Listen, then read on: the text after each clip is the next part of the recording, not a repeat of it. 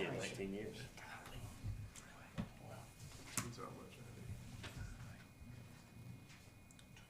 Listen to the band one more. It's about the last practice before they take off. All right. Okay, it looks like it's 5 o'clock, so we'll go ahead and call to order the budget, our budget meeting. First, in front of you have the agenda. Is there any changes or additions to that? It was all emailed to you. Make a motion to approve the agenda as printed. Now, second. All righty. Guess we'll jump right into it. All right. Yeah, I'll get started. Thanks for making the time to come in a little early to talk about this. Maybe a little more challenging this year, our budget, than it has been in previous years, but I think we've got some options. So to start, I'll just sort of go through where our budget currently sits, some of the stuff we've got currently in our budget, both revenue and expenses. Then we'll go through some of our options, just sort of quick summary, and then we can have some discussion at the end, or if you guys want to jump in at any time, just let me know. So we'll start with our revenue and our state budget allocation. The House, their initial budget has a $1,500 increase to each step on the teacher scale. The Senate is actually projected to finish their budget this week, so we should get updated allocations by the end of this week. And then from there, it goes into the conference committee before they can finalize the full budget. Typically, that's not till about June when the state finishes their final budget. Our initial allocation is about $6.8 million. It's only about $70,000 more than what we are getting for this year. Typically, the increase has been, from year to year, has been a lot more than that, but the state has also put more money into their allocation, their funding formula each year. They've put quite a bit, $129 million, as opposed to last year they put $200 million. So they're putting less money into education. The way that breaks down is $4.9 million in our state aid to classrooms for the general fund, $1 million for state aid to classrooms from the EIA funding, $650 for retiree insurance, and then $200,000 for health insurance. Our local revenue, this is where we start seeing some of our challenges. We don't have a good projection yet from the county because they're having some delays from Hurricane Helene. If your house was impacted by the hurricane, you get some tax relief, so they're processing all of that stuff. That probably won't impact us at all because it's mostly on personal residences, and you don't pay school district tax on your personal residence. But it is causing some delays getting some projections from the county. The initial estimates we do have, it's about $3.7 million from all our operating millages and the countywide millages that we receive, $1 million from manufacturing reimbursement, which is from the state Department of Revenue, about $770,000 from Lake Greenwood Development Zone. We'll talk more about that later. And then the big one is only about $654,000 from our fee in lieu money, which that's nothing from Fuji and nothing from Ascend. Now, Ascend, even though they closed, if they keep that property and they keep that equipment there, they still have to pay the tax on it. So we could still get money from Ascend, but chances are if they've closed the business, they're also going to get rid of the equipment so they don't have to pay tax. So I took that out of our budget. So our total local revenue is about $6.4 million. And then the other property tax reimbursements, these are numbers I know are accurate. Tier 1 and Tier 2 exemptions are capped every year. This is the same amount we get every year. The Tier 3, that's the penny sales tax that replaces the tax on your primary residence. We get a letter from the state saying this is what you'll receive, and that's what we receive. So we get about $2.7 million from those 3 different property tax reimbursements. And our out-of-district students, we're actually getting about $70,000 from that right now. So all told, our initial revenue, obviously subject to change with what the State Department decides to do, and if the county sends us any updates, but it's about $16.2 million. That's over $1 million less than our budget for the current year. And that's really just from Fuji and Ascend. $1.4 million loss from those two things. If you look at our fee in lieu budget, for the current year, it was over $2 million. This year, it's $645,000. So, I mean, that's where the impact is from those two businesses shutting down. And question about the Ascend. Yeah. So if they do maintain the property and keep some, at what date does that kick in? Is it prorated throughout the year if they stay there for 3 or 6 months, or is it, would they have to be there? I'm just trying to grasp. Yeah, that's an interesting question. It would probably end up being prorated, because if they still have that property there for 3 months, they still have to file their tax return to pick up those 3 months, but they'll only pay tax on the 3 months. Like, for example, I think they closed on the last day of February, Yeah. I think, and then, of course, they're doing some demolitions. Mhm. Just curious, I just didn't know how that would. Yeah, so that's a good point. So it's calendar year.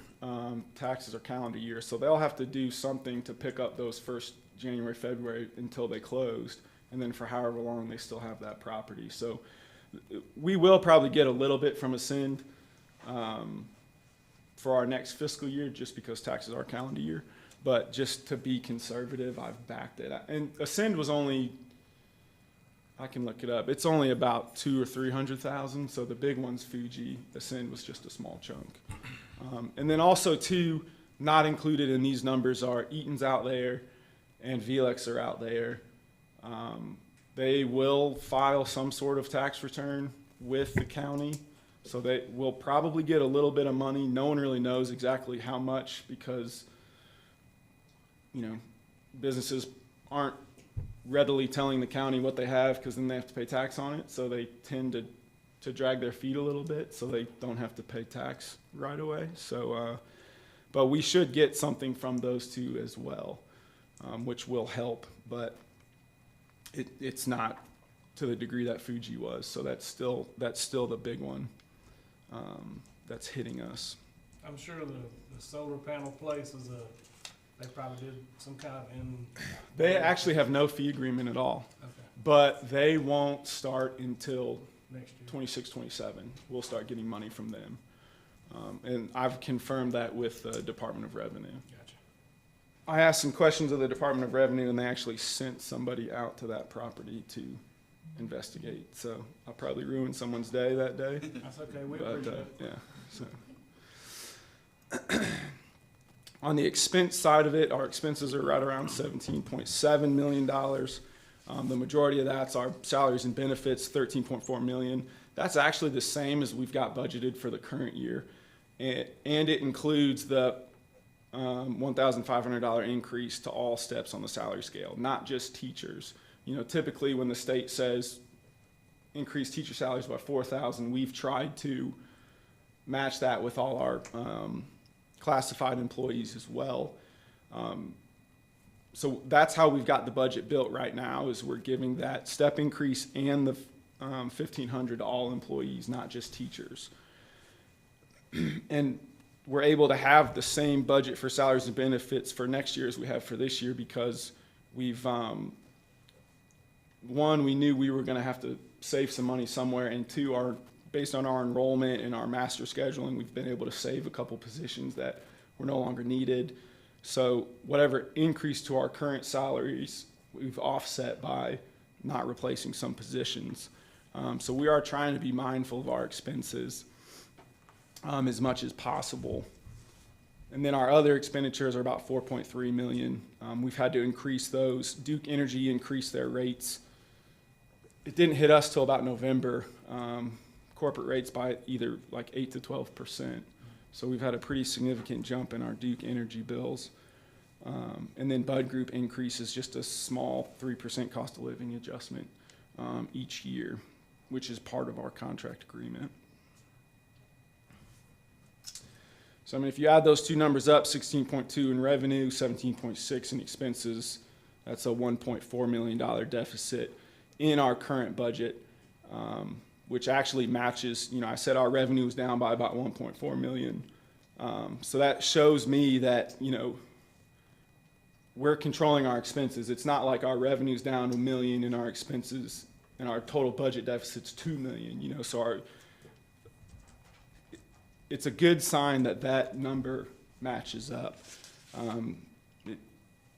Is that making sense what I'm trying to say? So like, had we not lost that revenue, we'd be in really good shape, is what I'm trying to say. What are our options? How can we address this deficit in our budget? Control and cut expenditures is an obvious one. As I mentioned, we're already trying to do that to a certain extent. We could utilize our fund balance, whether that be our general fund or our capital projects fund. We could discuss the Lake Greenwood Development Zone with the county, or we could raise millage, or a combination of all four of those things. As I've said before, we're pretty financially healthy right now, so we do have some flexibility on how we can address this hole in our budget.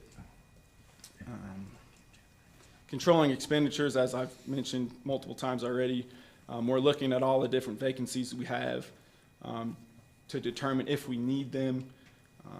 We're looking at enrollment, scheduling, sort of readjusting some job responsibilities to try to squeeze as much as we can.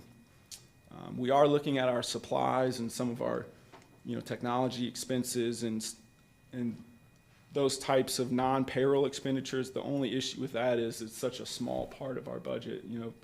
The majority of our budget's salary and benefits. So there's just not a lot of excess in non-payroll expenditures, especially considering most of those are utilities, insurance, maintenance costs, attorney fees, stuff that you sort of need to operate. Substitute teachers is another one.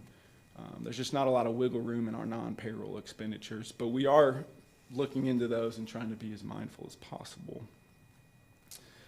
Utilizing fund balance. Right now, our fund balance is about $6.4 million, 1.6 million over the 30% ceiling in our board policy, and 2.5 million over the 25% floor. We'll probably need to use some of that fund balance because the Fuji closure impacted us a lot more this year than we originally anticipated. But I'm still estimating about $6 million at the end of fiscal year 25 to be able to utilize for the upcoming fiscal year, which is still more than 4.5 months of expenditures. It's still $1 million over our 30% maximum and $2 million over our 25% floor. So we're still going to be in a really fiscally strong position after this fiscal year. We also have almost $2 million in our capital projects fund. 800,000 of that is from the remaining money from the transfer we did to finish the multiplex. So we could decide to move some amount of that $1.8 million back into the general fund to help sort of pad that cushion. And it really wouldn't, it'd impact our capital projects a little bit, but we can still issue short-term bonds every year to be able to do some capital projects as well. So it would make it a little more difficult to do capital projects, but we still have some flexibility there to do things that need to be done. Lake Greenwood Development Zone. I know you guys wanted us to look into this after the last meeting, and so I've done a lot of work. I've talked to the county treasurer a decent amount. I've looked through a lot of their old audit records or audit reports to see how that fund operates. I've tried to reach out to the county attorney, but never got a response from there. I've talked to our attorneys, our bond attorney as well about it. So the Lake Greenwood Development Zone is a multi-county business park. It's property surrounding Lake Greenwood. Not all of it, as Dr. Green mentioned, not all of it is lakefront property, but it is all in the area of Lake Greenwood. And they've got it set up as a multi-county business park so that they can use some of that tax revenue for lake maintenance because the county owns the lake. We're one of the few counties in the whole state that actually owns the lake. So because we own it, because the county owns it, they have to maintain it. And they've got this set up so that they can take some of the property tax revenue to then maintain the lake. And their idea is the county benefits the whole, not the county, the lake benefits the whole county, so then the whole county should have some skin in the game to maintain it. That amount of revenue they would take off the top used to be $450,000, and they bumped it up to $600,000 in 2020. And then whatever revenues generated in addition to that $600,000, they distribute proportionately based on your percentage of the assessed value in the Lake Greenwood development zone. So for us, our operations is about 14% of that, and our bond revenue is about 12% of that. So we lose out on about $84,000 out of our operating millage revenue, and then about $74 to $75 million from our bond revenue goes to that $600,000. Now, sort of the interesting thing about the county's lake operations fund is that they have over $3 million in their fund balance right now. Every year since 2011, all but 2 years since 2011, they've actually added to their fund balance. Last year, they had revenue of $1.3 million and expenses of $605,000. So they are generating a lot of money and saving up a lot of money. Now, they might have a plan for that. They might need to do something with a dam or do something, some sort of lake management project there. They might have a plan for it. I've asked about it, have not received an answer yet. But if this was something we wanted to look into further, you know, does the county really need $600,000 for lake maintenance if they're generating $700,000 from other services? They have charges for services and other income. So we'd have to go discuss this with the county if we wanted to continue down this road. Again, it's $84,000 for our general fund and $74,000 for our bonds on average. So we're not talking about a huge chunk of money. But, I mean, $84,000 is not nothing either. So that's an option. And then the last one is the millage increase.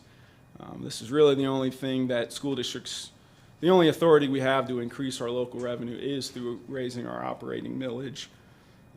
This will not impact your personal property or your personal residence because that was replaced by the sales tax. That's the Tier 3 reimbursement I mentioned earlier. So that'll only be on, your taxes will only increase on your vehicles or any other personal property like a boat or a motor, and then any business or rental property or any non-owner occupied property that will increase your taxes on those properties. The amount that we can raise the millage is capped every year by the Consumer Price Index and population growth. We have a negative population growth, so that's a 0, and then the CPI was 2.95%. So that our current year cap is 3.8 mils. But because we haven't raised our millage since 2011, we're then allowed to roll back and recapture up to 3 years of prior year millage not taken. So our total mills we could increase by is 25.5 mils. So we could raise it by 1 mil or 25.5 mils. We can operate anywhere in that range. And so let's say we raise it by 3 mils this year. Next year we can still take the 20 mils we didn't take if we wanted to. So it's not like once you raise it 1 year, you lose the rollback. You can always go back and recapture the 3 years that you haven't taken. Do you have a question, Adam? I was asking what a mill equaled, but you got it right. Yeah. So 1 mil for us is about $20,000. So 3.8 mils would be $80,000 in revenue. And if we did the whole thing, we're looking at about $500,000.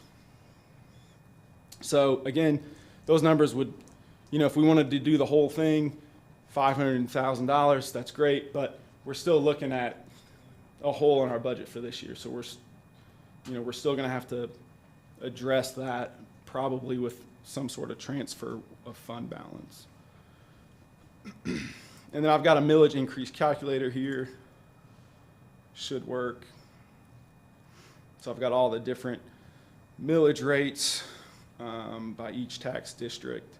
So let's say your car is has a assessed value of $60,000, and we raised it by 3.8 mils. Your taxes would go up by about $13.68. So then if you're had like $300,000 property, you're looking at $68 on your property. If you live in the town. If you live in the rural, it's still about $68. But that's So- not homes. Not your primary home. Okay. Anything else? Yep. Yeah, so like if you have a rental property or for you, your business uptown, that will, Yeah. your taxes will increase on your business. Anything that's not assessed at the 4% Yeah. rate. And then if we did the whole amount, it's $459 on a $300,000 assessed property value. For like a $60,000, it's But About even if you $100. raise it all at one time, you still ain't got enough money. You still gotta No. get something from somewhere. yeah, You said 3.8 mils would generate how much? $79,000 to $80,000. Yeah.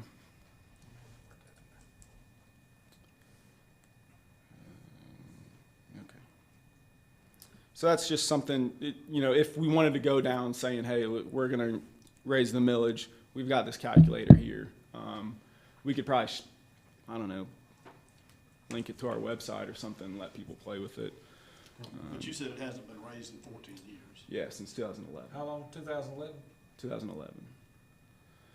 Do we know how that millage rate compares to other comparable areas? Actually, yes. Convenience. It's a good segue, right? We have the lowest operating millage of all the three Greenwood districts. Greenwood 50s is about 130, so we're close to them, but 1 mil for them, it's based on your assessed value, your property. 1 mil for Greenwood is like $100,000. For us, it's $20,000. Where Shoals 1 mil is like $11,000. So that's why their operating millage is so much higher than everyone else's, because 1 mil for them is barely anything. So, yeah, I didn't look at any other county just because, I mean, it's not super, it's hard to compare your millage rates between different school districts because the value of 1 mil is so different from one place to another. So there's, just to walk through this table, the vocational facility, that's just the career center.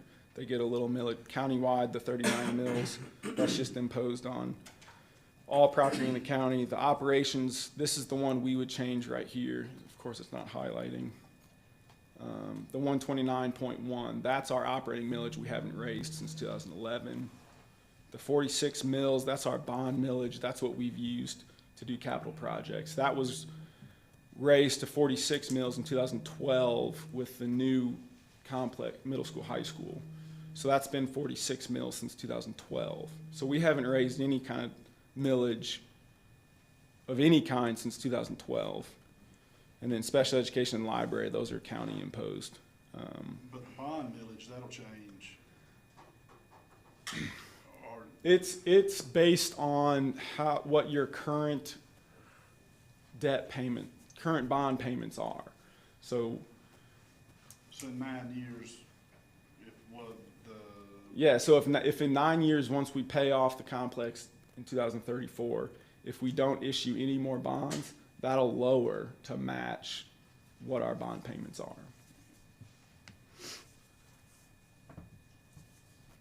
And then so looking ahead, there is some light at the end of the tunnel.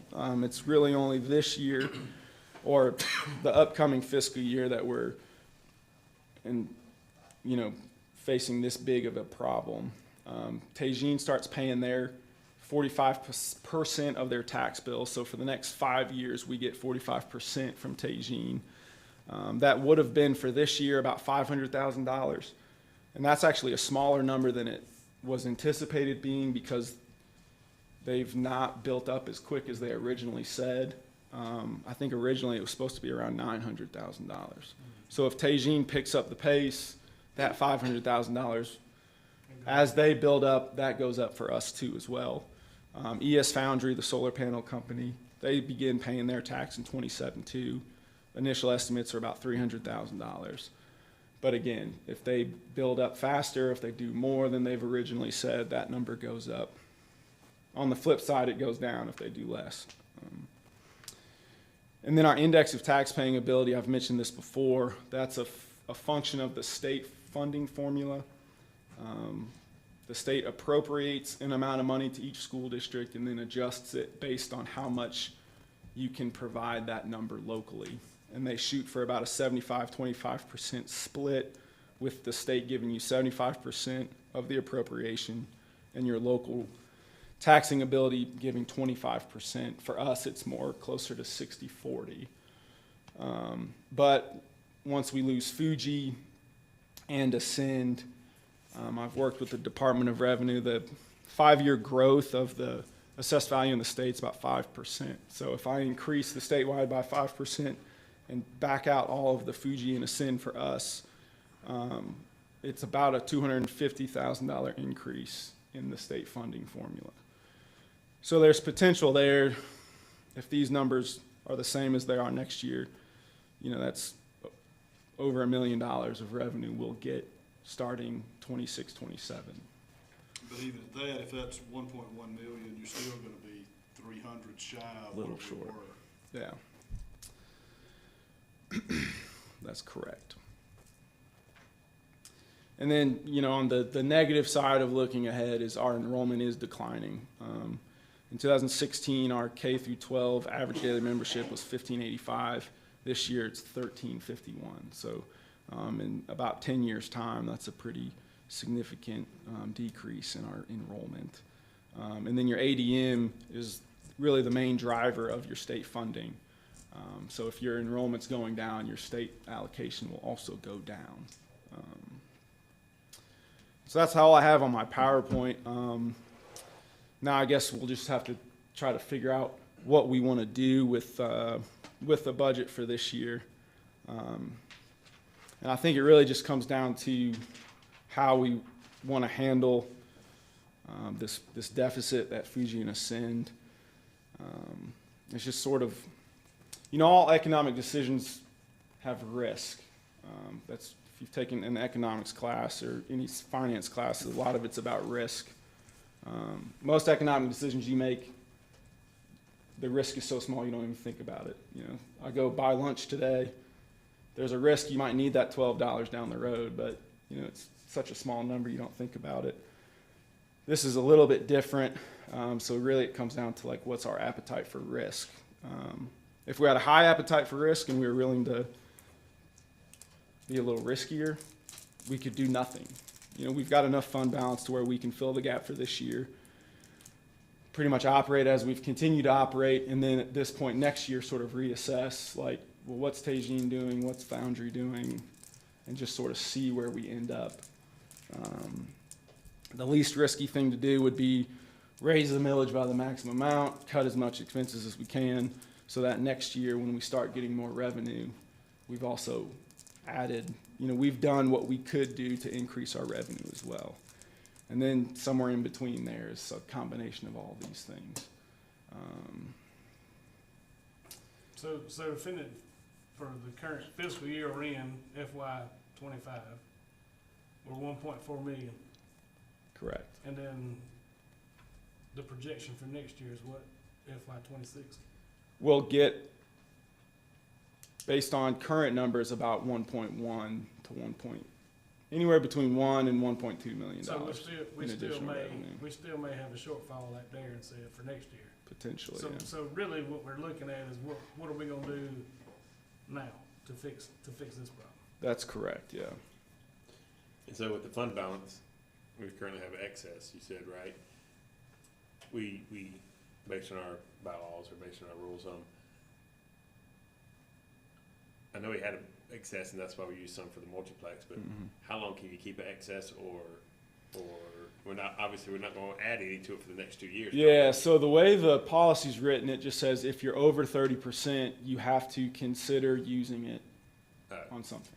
It doesn't say you have to spend it, but you Okay. just have to consider using it on non-recurring expenses. But I think in this instance, if we say, hey, we've got a revenue shortfall for the next year or two, that's a perfectly suitable. I mean, that's one reason you try to build up your fund balance is to weather storms like this, to say, hey, we've got a downturn in our local revenue. We need to utilize some fund balance to get us through. And as far as if we dip below our maximum in it or whatever, what happens at that point? There's like functions of time involved where we have to have some sort of plan in place to where we will increase it above 25% by these many months. This is our plan. It's just like you just have to have an action plan to address it. But worst case scenario, even if you operated at 28 or 29%, I mean, you're 1.7 million to get to that point. Yeah. So, I mean, that's worse. yeah, I and would say that. Yeah, and so, that's why I said, if we chose to do so, we could choose to do nothing. I mean, that is sort of the riskier approach because revenue might not come in like we think it will. Expenses might be more than we think. There is a little more risk in that decision, but because our fund balances are pretty healthy, so we've got the over $6 million in our general fund, but we also have the 1.8 in our capital projects, to where if things get really dicey, we can move that over too. I don't know that that's the most sound thing to do, but we could definitely do that. That's the gamble. Yeah, exactly. And so again, the 1.1 we're looking at getting in 27, if Teijin gets going like they originally said they were going to, that $500,000 is more like $700,000, $800,000, $900,000. I mean, it's a lot different number. But that's the difference at that point in being 300 to 400 under and being break even. Yeah. Correct.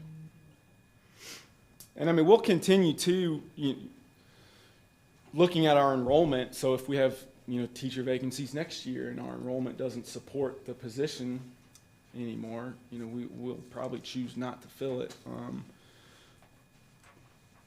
I think there's potential remedies in the revenue issue, but the enrollment issue is a big one that we have to continue to think about too. We can't just operate, well, this is what we've always done, because if our enrollment doesn't support it, then we just have to keep. Districts make these kinds of decisions? Who helps? I mean, obviously that's are there advisors somewhere that say, well, this is our expert opinion on what we think's gonna happen?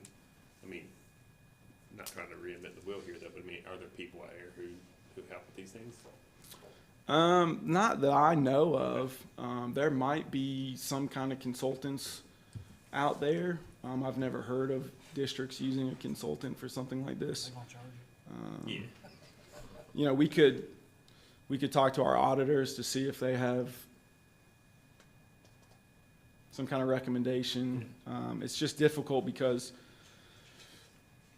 I just know there was those people who did this and that kind of, told us some of their thoughts or ideas.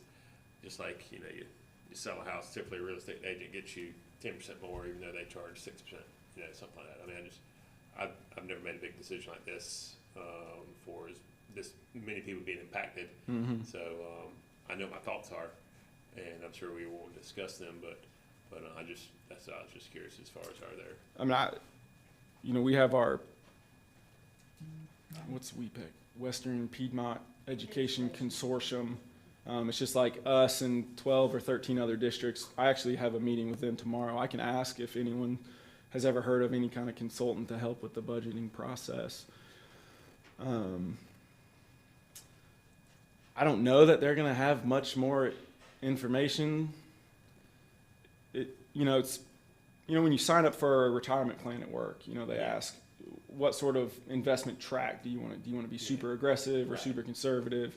It's sort of, that's sort of our decision now is, Yeah, do we want to sort of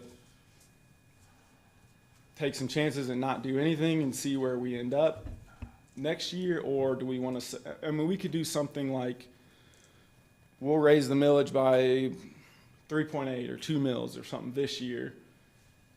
And then you could do 2 mils the next year. And then you could sort of phase it in if that was the route we wanted to take to try to address our local revenue. You're talking about $60,000 a year then, or Yeah, I mean, it's just not. yeah, I mean, is raising the taxes, even, $10 to $20 on every person is going to get us about $60,000 to $80,000. That's the question that we have to answer is, do we think that's worth it? Well, in my opinion, the millage not being increased is a good thing for taxpayers, but it's a bad thing for the district. Mm-hmm. Because it's almost like when you have to pay a water bill, sewer bill, power bill. If there's not some increase every year, it's all gonna hit you at one time when something's wrong with the infrastructure, and the infrastructure has to be fixed. So, at this point, I think where we're at is, number one, the multiplex. We talked about millage not being raised, no tax increases because we had the money to take care of that. So I don't think we need to raise the millage right now Mm-hmm. because of that. Also, it's not gonna generate enough money for us to be able to take care of the deficit. Mm-hmm. However, if we're looking at, we talked about future plans for the primary school, whether remodeling or building. I think that time's gonna come whenever we have to raise millage for that to help generate some funds. But I just don't think that's what we need to do currently. I think, in my opinion, since we've got the 6.4 in the fund balance, Mm-hmm. is we gamble.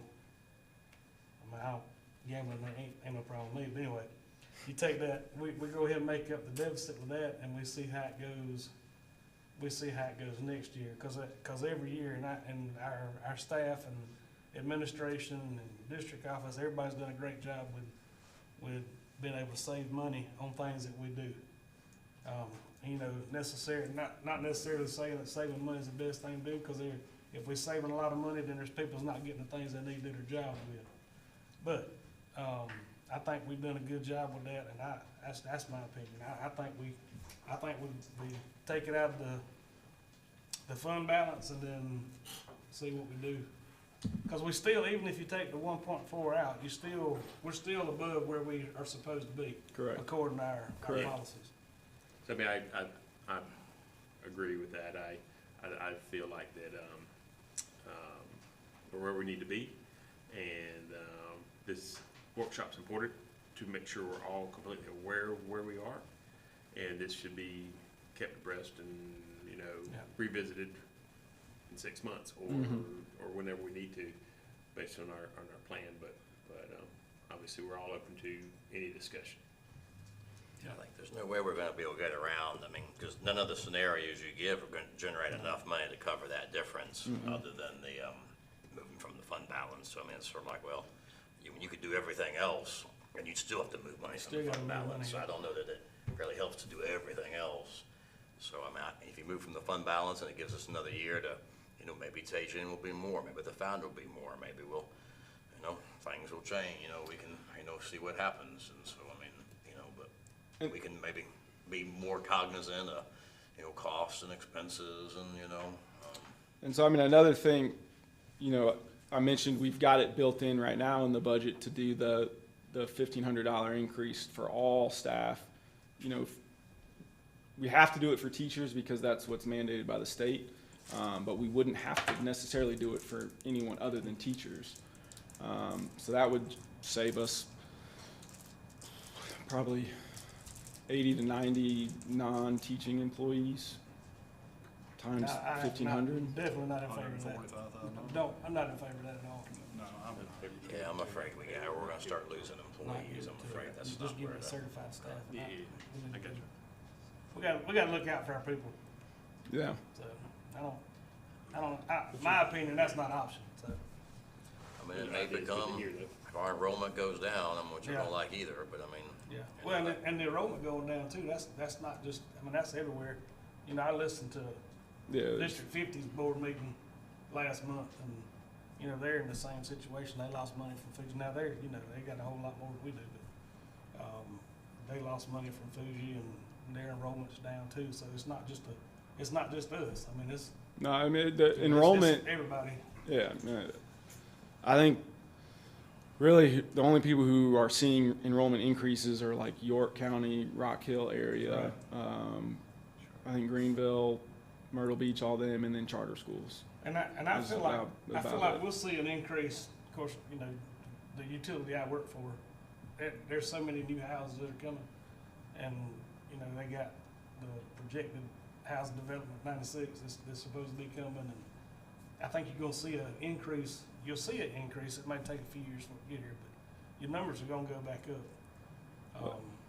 And that, I mean, you know, the county just rezoned 492 acres right out there by Mumford, Yeah. for light commercial. So, you know, I think I read an article in 2020, the 2024 year for Greenwood County was like the largest investment of new business in the county's history. So if that trend continues, and they use 400 acres in 96 to bring new business, well, then that fills some of these gaps as well. So, like Jay said, it is a bit of a gamble, but there is a lot of potential for us to bounce back pretty quickly.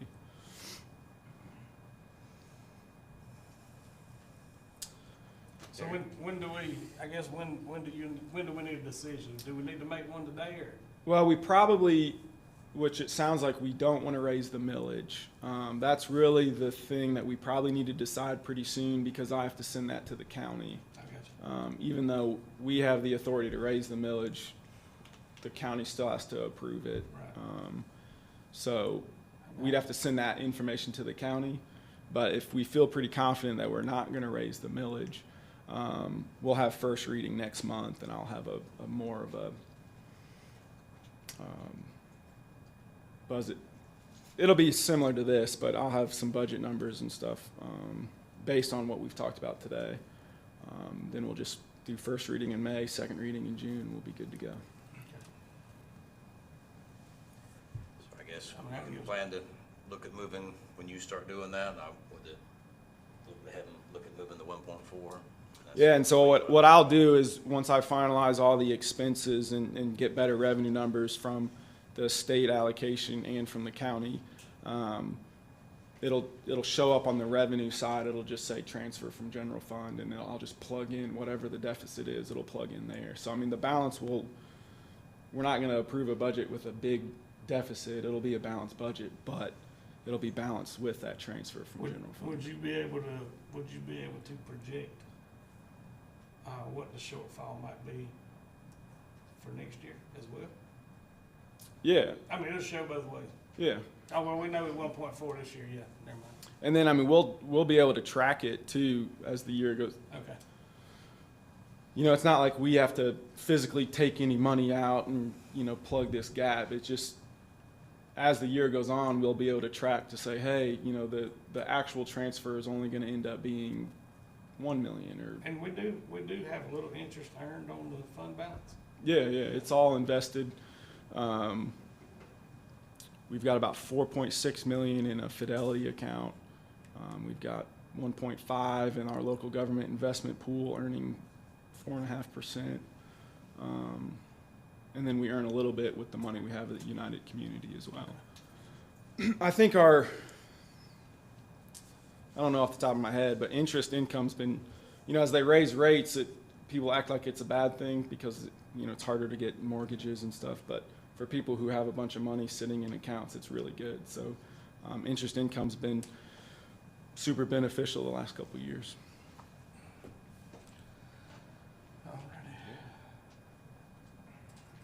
All right, yeah, that's all I got. So I'll, you know, like I said, I'll have the first reading next month with the transfer from the general fund to balance the budget, and we'll go from there. Thank you. Yep, thank you very much. Get the motion to make a motion. I make a to- motion, we adjourn from the budget workshop. All in Second. favor? You got a second? Uh, Aye. Thank You you. wanna take a few minute break? Yep.